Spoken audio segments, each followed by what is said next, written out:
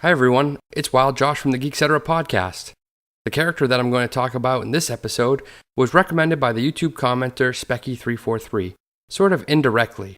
They wanted me to talk about the Gonk droid that was having its feet burned in Jabba's palace, but that poor little Gonk droid didn't have a name or a backstory, so instead I decided to focus on the droids that were inflicting the pain.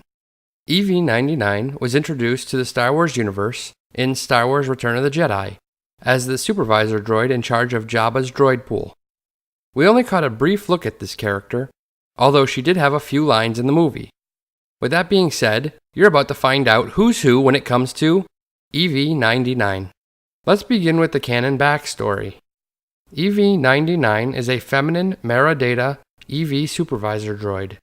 Initially created as a peaceful moisture vaporator mechanic, unknown to her creator, there was more to this droid. A glitch in the Eevee model's code made them enjoy terrorizing and tormenting other droids, causing Maradata to issue a major recall on the Eevee series droids. It was Jabba the Hutt who decided to exploit the glitch, and he acquired EV-9D9 from a Mos Eisley scrapyard and put her to work as chief of cyborg operations. She quickly grew fond of her new job and set up an old boiler room in Jabba's palace as a droid assessment room. This room was where EV-9D9 and her subordinate, 8D8, made sure that the droids in Jabba's service were submissive to his will no matter what. In one canon story that took place around the time of Star Wars A New Hope, an Imperial astromech droid was captured and brought to Jabba's palace. The droid was to be integrated into Jabba's droid pool, but he escaped, leaving EV-9D9 furious. The bounty hunter Bossk, working for the Empire, tracked the droid's whereabouts to Jabba's palace, but was told by EV-9D9 that he had escaped, and that the droid would soon learn some respect, his quirky catchphrase. Bossk was then able to hunt down the droid and locate him with a clan of Jawas. He then returned the droid back to the Empire. During the events of Star Wars Return of the Jedi, Luke Skywalker gifted Jabba the Hutt both C-3PO and R2-D2.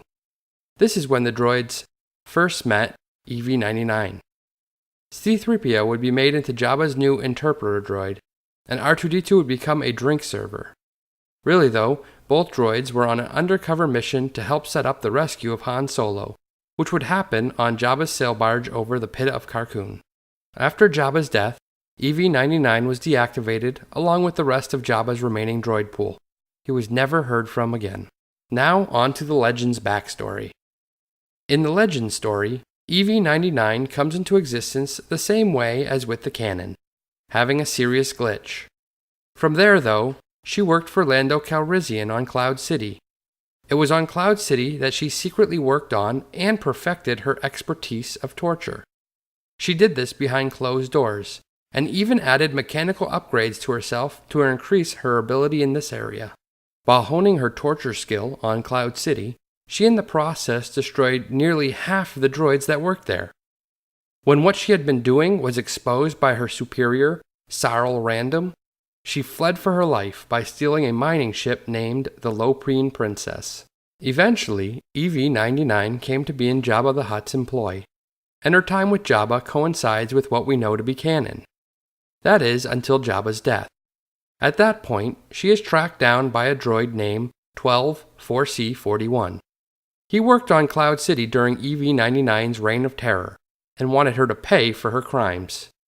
Pay she did, as after her capture, she was tortured, terrorized, and eventually destroyed. Well, there you go. You now know who's who when it comes to EV-9D9. Would you like to know who's who about another character in the Star Wars universe? If so, let me know in the comments below.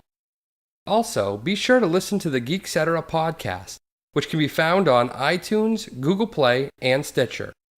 You can also find out more at our website, www.geek-cetera.com, as well as on our Twitter, at geek_cetera.